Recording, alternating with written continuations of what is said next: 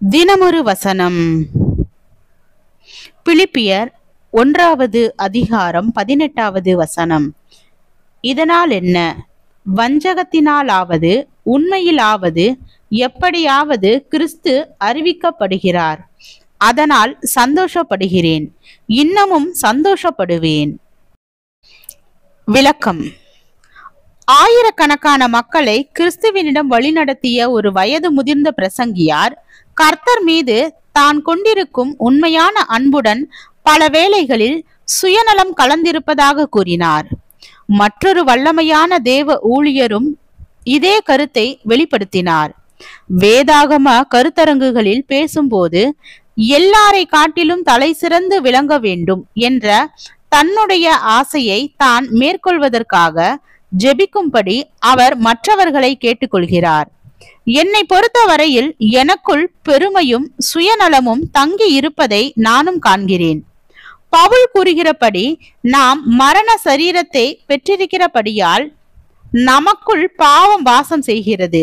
இதன் காரணமாக கர்த்தருக்கு நாம் செய்யும் ஆராதனையும் சேவையும் குறைவுகளினால் கரைப்படுத்தப்படுகிறது.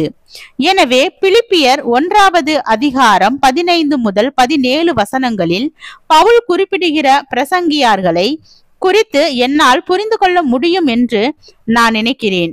பொறாமை, பேராசை, பெருமை ஆகியவை அவர்களுடைய ஊழியத்தை கெடுத்தாலும் கிறிஸ்துவை அவர்கள் அறிவிக்கிறதை குறித்து பவுல் தன்னுடைய நன்றியை தெரிவிக்கிறார்.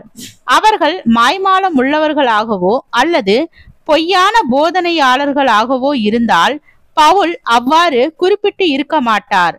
கிறிஸ்துவிற்கு நாம் செய்யும் சேவை அனைத்தும் நமக்குள் இருக்கும் பாவ சுபாவங்களினால் பாதிக்கப்படுகின்றன. வில்லியம் பிவரேஜ் இவ்வாறு எழுதுகிறார்: பாவம் இல்லாமல் என்னால் ஜெபிக்க முடியாது, பாவம் இல்லாமல் என்னால் பிரசங்கிக்க முடியாது. என்னுடைய மனம் திரும்புதலுக்காக நான் முதலாவதாக மனஸ்தாபப்பட வேண்டும். நான் வடிக்கும் கண்ணீர் கிறிஸ்துவின் இரத்தத்தினால் கழுவப்பட வேண்டும். தேவனுடைய ஆச்சரியமான அன்பிற்காகவும் பொறுமைக்காகவும் அவரை துதியுங்கள். ஜெபம். தேவனுக்கு ஸ்தோத்திரம். தேவனே, எங்களுடைய பாவங்களை மன்னித்து உம்முடைய தயவையும் கிருபையையும் தந்த என் தேவாதி தேவனுக்கு நன்றி. ஆமேன்.